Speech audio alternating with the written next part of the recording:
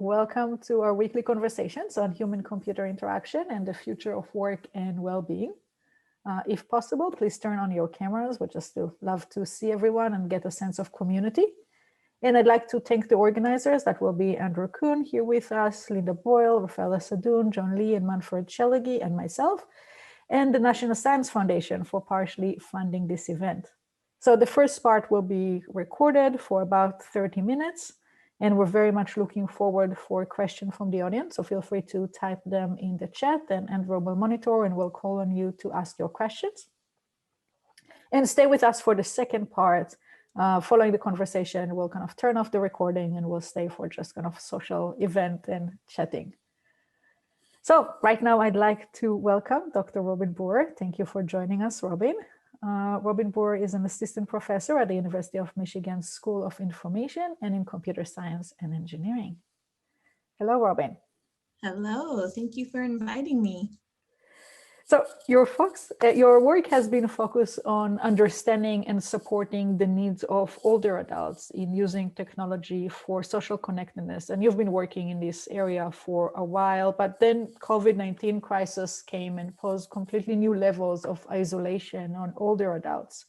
So what can you tell us about the use of technology by older adults during COVID-19 and to kind of try and tackle the challenges that were unique for this time? Yeah, that's a really great question. We know that people were craving social connection across all age groups, right? I was craving it, and I don't usually crave it. Others on the call might have been craving it.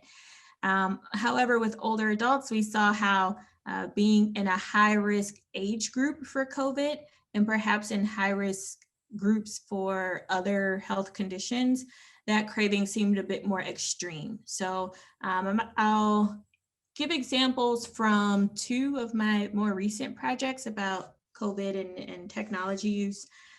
So one actually started before COVID and it continued even through COVID. And this is a project that we call the Silver Center. I collaborated on this project with some amazing colleagues in public health and in social work at University of Michigan. So Mary Janovich and Katrina Ellis, and also a program coordinator with significant experience in Detroit with different senior communities, and her name is Norvina Wilson. So Norvina came to us and said, hey, there are tons of seniors in Detroit who don't live near a senior center, and therefore it's much harder for them to access resources that a senior center might provide. So this could be educational programming, learning about Detroit senior specific programs, exercise classes, just being able to meet others in person. So we created this community called the Silver Center, which is a virtual senior center that's pretty similar to a teleconference platform where people will dial in and they'll listen to content, engage with it remotely. And so before the pandemic, around November of 2019, the deployment was limited to those who didn't have a senior center within a certain radius. But then once March of 2020 hit, we had in-person or formerly in-person senior centers reaching out to us and asking if this Silver Center program could be extended to their members who were now at home and also couldn't engage with a lot of the resources. So we had tons of classes. We had classes that were led by art museum docents remotely, meditation classes where they went through different breathing exercises, classes where they listened to and discussed different podcasts. So it was really quite a range, and the fact that senior centers were reaching out to us showed this need for increased connection. And then I did want to bring up another project that we started. Just before a qualifying question, you mentioned dial in. Was it like a Zoom base, or they could also use the phone? What was the technology that they needed to use? Good question. It was all by phone, so it didn't have a visual component. And so some of these classes, like for example, the art classes through the Detroit Institute of Arts, The docent was discussing artwork with people and they could answer questions. But what we would do is we would mail out these packets with the art to people, to their home, so that they could go through the packet, right? So it was completely phone-based. And we were exploring, hey, in the future, maybe we should get some funding to make this visual as well, because people have different accessibility needs. So we're exploring whether or not we want to extend it to something that's more like Zoom based, because a lot of people did get some experience with Zoom in the pandemic. So people might be more familiar with that now. But yeah, this was completely phone based. And a lot of it was because the seniors, and we did this survey before we actually deployed the Silver Center.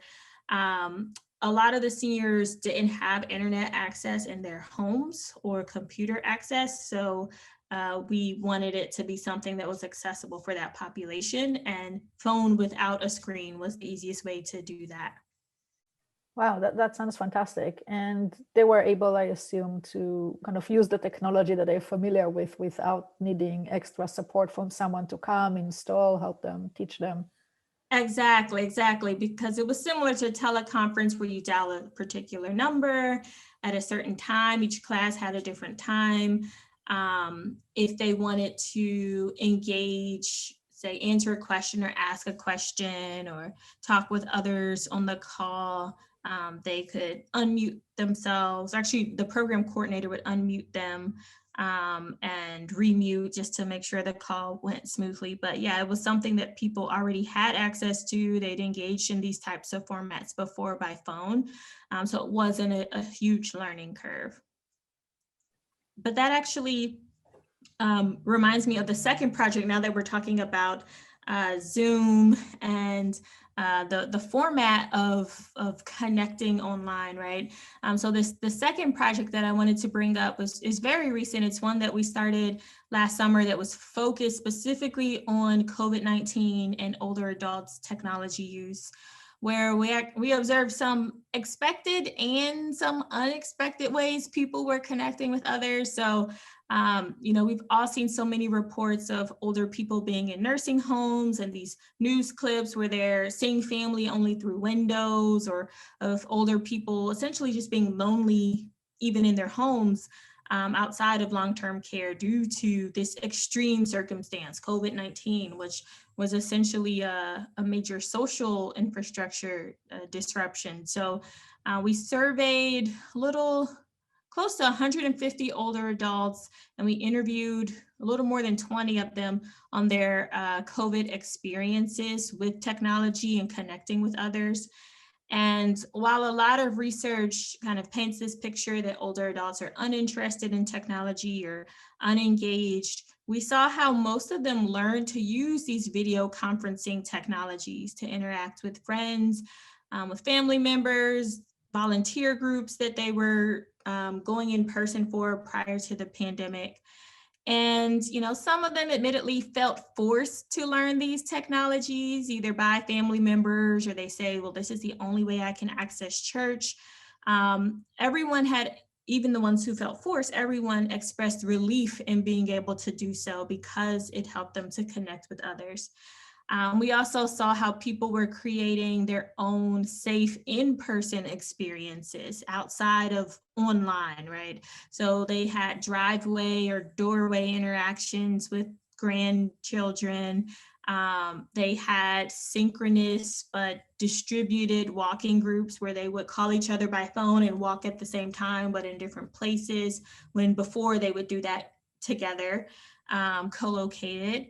One person talked about a speakeasy that his friends created in another friend's barn where they would all go. It was about 3 to 5 of them, and they would kind of sneak away and distance while in the barn, but still be able to see other people.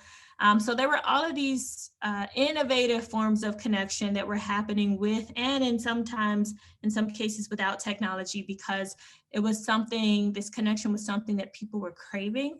And it just goes to show that we should be thinking about designing technologies for older adults, even post-pandemic, where they can learn new skills and engage in creative practices with technology like the Silver Center, or how technology can support these connection needs outside of the home. Like I was talking about the interviews that were specifically focused on COVID and tech use.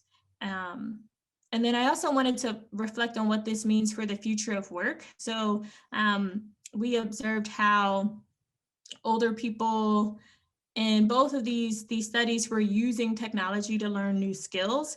And so a lot of the conversation around the future work tends to focus on productivity and learning skills for the younger workforce. And I think really misses an opportunity to think about designing for learning new skills in retirement or when people are older. There's been some work, I think Philip Guo out of UCSD has a paper on older adults who use Python tutor to learn to code. And this is a bit of a tangent, but you know, thinking about what do boot camps and coding classes for older people who want to code look like. So I'll end my rant there, but just to say there were lots of creative practices with technology during COVID times. So this is fascinating, and I want to connect it to two terms that you have been using before in your work, positive aging and strength-based frameworks, and how they connect to this phenomena that you're just describing, which is very creative and innovative, and to some extent entrepreneurial use of technology by older adults. Yeah. So can you tell us more what you mean with positive aging and strengths-based framework? Of course. So a positive aging approach is in stark contrast to a medical approach to aging and even disability, where the focus is in these medical approaches, the focus is on what someone can't do or decline in skill, and where successful aging is defined as a lack of these quote unquote deficiencies. So instead, I use a disability and critical studies framing of positive aging to think about all forms of aging as being healthy aging. Aging is not being a disease. So positive aging considers the existing strengths and abilities of a population instead of their inabilities, quote unquote. And so in research, positive aging aligns with these other strengths-based frameworks like ability-based design or assets-based design, which are about understanding what's working well and designing for that, as opposed to always trying to find a problem or a challenge or deficiency and then designing around that. So that's very much connected to the conversation we had last week. We hosted Tracy Branham here, and she even kind of mentioned your work for a conversation on the future of work with blind people. And one of the many challenges that she mentioned relates to commuting. And you have a CSCW 19 paper back in the time that commuting was still relevant, about the experiences of visually impaired individuals and using ride-sharing services. So can you share with us kind of what were the main challenges and issues for people with vision impairments within the context of ride-sharing? Yeah, so that's a great question. So there are so many just general transportation challenges for disabled people. My students and I, we've published a few papers about this in assets and CSCW and CHI, so within the HCI space. And we talk about transportation being important for social and economic mobility. So transportation gets people to jobs and job interviews, to the doctor's office, to and from school, to the grocery store for healthy food options, right? So transportation is really just beyond getting from one place to another. So we were thinking about this ride sharing work was inspired by thinking about the future of transportation with automated vehicles, automated or autonomous vehicles, and what this experience might be like for blind and low vision people. So the pros of automated transportation are, say, like increased independence and mobility. But, and this is a big but, the biggest con of automated transportation is that blind people can't operate one, right? So policy understandably prevents blind people from having a driver's license and therefore also being in an automated vehicle, because current mechanisms don't provide a way for them to operate a semi-automated vehicle in the event of an emergency. But we did some focus groups with blind and low vision people, and their biggest concerns were around control and trust. So if I'm unable to intervene in an emergency, how can I trust being in a vehicle? And then from the auto manufacturer side, companies are really pushing for this jump to a fully automated vehicle where there is no expectation for control.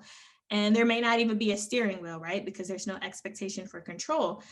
Yet from focus groups that we did with blind and low vision people, they still wouldn't trust fully automated vehicles and they wanted some level of control. So this got us thinking about, okay, what are current transportation experiences and something that might be similar to an automated vehicle. So that's when we started to study ride sharing as kind of this proxy for understanding those types of transportation experiences for blind people. So with interviews, we interviewed blind people who use ride sharing services like Uber and Lyft, and we found that they still want to know what's happening around them in a vehicle, right? So what landmarks are they passing?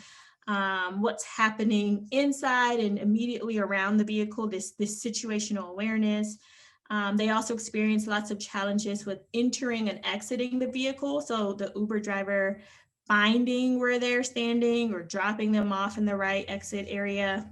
And this is known as the last mile problem, or maybe the last meter problem, depending on where you're at. And it describes these scenarios outside of getting from point A to point B as being important for transportation, specifically for blind people. And so there's talk about many of these challenges kind of disappearing when the driver is removed. But from interviews with both blind ride-sharing passengers and drivers that we interview drivers as well who have experience with driving disabled people, we do find that drivers provide an important social component and engage in these different forms of labor. So emotional labor, relational labor, sometimes physical labor, that, once you remove the driver, how is that going to happen, right? So we start to brainstorm some of this, and I think that's a CSCW in the CSCW paper.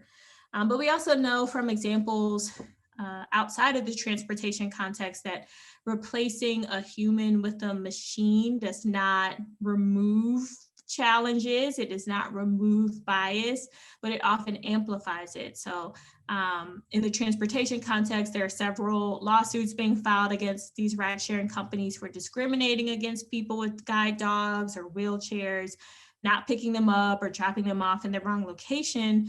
So we might also envision how algorithms can be biased in automated transportation. So like prioritizing people who are faster to enter a vehicle, not penalizing them, or, there's the late fee with Uber or Lyft. If you're not out by a certain amount of time, you get this $5 fee, right? And so algorithms can similarly exhibit bias in automated transportation. So there are many challenges related to transportation and disability, either current transportation mechanisms or even future transportation mechanisms. But I'm really hopeful for the future, since researchers, designers, and many auto manufacturers are working on this now. Like car companies have inclusive design teams that are specifically focused on disability and automated transportation. And I'm glad they're working on this now before these types of vehicles become more mainstream, as opposed to later and then kind of tacking accessibility and inclusivity on at the end of the design process. This is great, Robin, and we have multiple people here from the Auto UI community, and I know that kind of resonates with some of the directions that we've seen in this conference. But you mentioned bias, and kind of I want to follow up with a recent paper that you co-authored about understanding the representation and representativeness of age in AI data sets. So many of the services that you mentioned require AI and machine learning and computer vision. And we know that these kind of algorithms are seeing or learning what we feed them. So can you tell us a little bit more about what you found in this research? Yeah, so I'm really excited about this work. It's work that a student led, Jun-Sun Park, who's at Stanford, and he's going to present at, the acronym. So it's AIES Artificial Intelligence, Ethics and Society. I think that's the right acronym. I'm going to present this next month. And essentially, we know that AI and algorithms do not eliminate bias. So we've seen many examples of bias and the harms of this bias based on gender, disability, race and ethnicity, skin color. You can watch a little bit more about some of these biases with Coded Bias that's now on Netflix. If you haven't already done so, I'd highly recommend watching that. So part of this bias is about how algorithms are using the data. Part of this bias is also about the data itself. So how is something encoding information about people?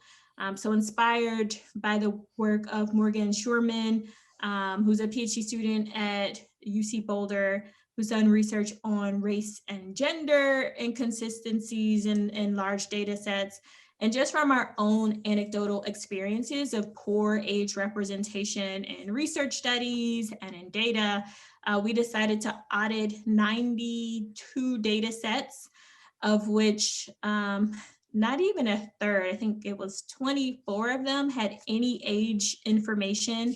And then from downloading a subset of these data sets that were publicly available online, only 6 of them had any age metadata, and it just was not consistent. So age was often reported in smaller buckets for younger people, so like 20 to 30 or 30 to 45, but these large buckets for older people, so 60 plus, right? And this is harmful because we know there are vastly different life experiences of someone who may be 60 years old and still might be working to someone who's 85, 90 years old. That's very different. Some of these data sets only reported the age distribution of people that were represented, which was always skewed younger. Some had binary classifications of quote young and quote unquote old without a description of really what this meant. So there are lots of inconsistencies in how the very limited age data is being reported. And essentially older adults are underrepresented and could even be misrepresented. So in this work, we really argue for more older adult data so that age is more visible, especially of people over the age of 80 or 85, the quote oldest old. And at the same time, we recognize that data itself won't completely solve these problems of AI bias based on age if people developing these algorithms still have ageist perspectives, but at least it's a start. And this connects so well with the opening part of our conversation today, how we kind of see creative and sometimes unexpected use of older adult in technology, and not that we kind of consider that they might be excluded from some of this technology because of bias in the data sets that feed into the functionality of these technologies. So let's open for questions. Andrew? Yes, thank you so much, Robin. I have a question myself. So as Orit was mentioning, Stacey Brennan was with us last week, and she was talking about the independence versus interdependence idea of people with disabilities. And I hear echoes of this when you talk about older adults and getting into ride-sharing services, right? And how it's nice to have someone there you can basically talk to, in contrast to sitting in an automated vehicle where that would be missing. But I'm curious about your views on this. So there is this independence part too, right? So an automated vehicle in some future scenario could provide this independence, which I think a lot of people do crave. So how do you feel the tension here? Or I'm sure this is a nuanced question, so I was wondering if you can go into that a little bit. Yeah, that's a really good question. I think there's been a lot of work that has focused on independence and assistive technologies providing independence. People have to do things by themselves. But with Stacey's work and Cindy Bennett's work, there's been more of a push to also consider interdependence. And I think there are times when both can be at play, right? So interdependence does not necessarily mean lack of independence. And vice versa, independence doesn't mean, some moments can't be interdependent, right? So we might see this in different assistive technologies related to situational awareness right now, such as IRA. And so I don't know if you've heard of IRA, but AIRA. And it's this headset essentially that looks like glasses that people can wear. It was originally designed to support blind and low vision people, but people can wear, and there is a little camera on the headset that connects to an agent. And the agent is a human agent on the other end who's seeing what's happening through this camera and can direct people to a certain entrance or door or exit if that's hard to find. It can read documents. That agent can look at a document, and if a person using the device, a blind person using the device, is looking for a specific word or phrase within a document, that can look down, and the IRA agent can tell them, this is the word. So in some instances, blind people might say, hey, this gives me more independence because I don't have to rely on a family member or a friend. But at the same time, you can see how that technology is also a form of interdependence, because it is this collaboration between the agent and the blind person. So I do think that there's a little bit of, there are instances where something can be both. There are instances where it can be independence in one moment and interdependence in another moment. We've been thinking about this with autonomous and automated vehicles, because if a driver is removed, can we borrow from something like IRA to have some type of agent or remote driver in the car that can still provide these social and relational forms of labor, but doing that in a way where someone can, still feel like they are being independent, in that they're not relying on a family member or a friend. They're using a service a bit more. So yeah, I agree that it's complex and there's lots to think through, but I think there's often ways to think about independence and interdependence together. Thank you, and thank you, Dan, for putting in the link, or sorry, the explanation. Diana, you have a question. Would you like to go ahead?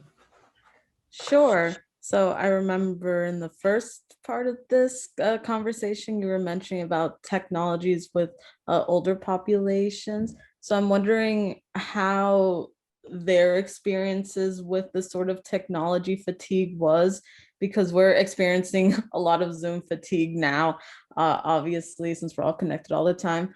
Or was this craving and need for human connection worth the technological fatigue that they might feel, especially since they're not as familiar with this technology like we are? So any thoughts about that? That's a good question. People didn't necessarily mention technology fatigue, and that might just be because, if we're working or we're at school, we're on Zoom all day, right? And people were more strategic, at least in the study that we did. People described not being on Zoom all day, but maybe for a particular meeting or for a book club, or they would schedule FaceTime dinners with family members that used to be in person. So it was these experiences that were typically in person that they would then use technology for, but it wasn't a prolonged use. It didn't take up a lot of their day. But people did talk about the frustration that they felt when they first started to learn these technologies, at least in the beginning. One person said that she cried when trying to learn how to use Zoom, and it was just super frustrating. But when she got it, it's like, okay, this is helpful. This is so helpful. And another person, and I might even try to pull up the quote, because this one gentleman was just like, I'm so frustrated of all this dumb technology junk. And then at the end of the quote, he's like, but it was so helpful. So you see this even in the interview, within the same sentence, they're saying this was frustrating, but when I got it, this was much better than not having it. So I think they saw the value in doing so. And again, this could be also from the people that we sampled, was that people were self-selecting into this study about talking about their technology-related COVID experiences. So that might not be the experience of all older adults. Sadun, you have a question? Yes, hello, and thanks for the talk. Unfortunately, I missed the first part because of another meeting, but my question actually follows up Andrew's question to some extent, and it's about the need of fulfilling the need of relatedness among elderlies. When, for example, you replace the human being that they are connected to with an automated systems like an automated vehicle.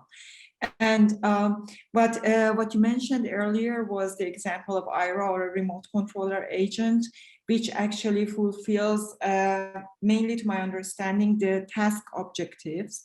In your example of the automated vehicle, you also mentioned social connections. Which is that if you want to replace this social being through an automated system with natural language processing capabilities or so on, how would you see that possible? Because I could imagine myself talking to a remote controller stranger, like a stranger and not like a person coming from a family or a friend, that actually fulfills my social relatedness needs. But if I have an agent which can actually understand me and communicate with me and is the same agent over a period of time, maybe that helps me to build up trust. Have you looked into that? I haven't looked into that specifically, but I have some anecdotal evidence from interviews, specifically the interviews with passengers, blind and low vision passengers of ride sharing services, where they did describe, a couple did describe instances where they got the same Lyft driver, for example, or they ended up getting the Lyft driver's like cell phone number and using them for other services, driving them across states. So there were instances of getting like repeat drivers that knew, for example, exactly where to pick them up. And that was much better than getting a new driver. That created a more accessible and better transportation experience, right? And so I haven't looked at how that connects to trust, particularly of these automated vehicles, but I think that could be an area of future work. I think that would help to build trust. We see this as well with just thinking about assistive technologies more broadly, and if a technology can remember settings from one device to another device, different accessibility settings, your preferences for screen reader speeds, right? It makes the experience a lot better. So I could see that transitioning or translating to the vehicle and trust experience as well. Thank you. I think, sorry. So this actually made me think of Burn-In. Have you read that book? It's a recent dystopian novel, and I need to look up I'll quickly look it up. It's Add it to the chat. I love dystopian novels. Yeah, I'll look it up as I'm talking about it. But there, the husband of the protagonist is basically on his phone, not phone, but some sort of a VR device, talking to people and helping them through their day, and that's his job. And it does go into this whole issue of trust. He works with a particular person a lot, and so there's this relationship that develops. Right. You can think about too, like, will everyone have their own personal agents that come with them across devices, across scenarios outside of the home, checks your email for you, is in your automated vehicle, is everywhere, right? And that might be part of the novel too, but it does raise these questions about how can we rethink again, this goes back to the future of work, the future of like our social lives. What will that look like as we start to incorporate more AI powered technologies? Yeah, this is fascinating. I think it's also related to the future of work from the human perspective, right? I asked my students this week a question: what kind of jobs do they think will exist in the future? And human companion is something that appeared, right? As we're living in more isolated time, perhaps instead of kind of ride share, you have, a timeshare with a person that instead of only providing, right, the functional answers for people with disabilities or for elderly people, will spend some time with them at certain times. And that came from the inspiration of COVID-19 and the social isolation that elderly people experience. But maybe we can wrap up and then stay for the informal part. So I just want to mention before we turn off the recording that thank you so much, Robin, for joining us today. This is fascinating, and I'm glad we have it recorded because I'm definitely going to use it in my class, and I encourage others to do so as well. And next week we'll have Sadun. I'm going to try the last name, but help me, Sadun, please. Sadun Sadignan on automated. Yeah, right. Oh, okay. On automated vehicles from technology to environmental and social aspects. So same time next week. Please join us.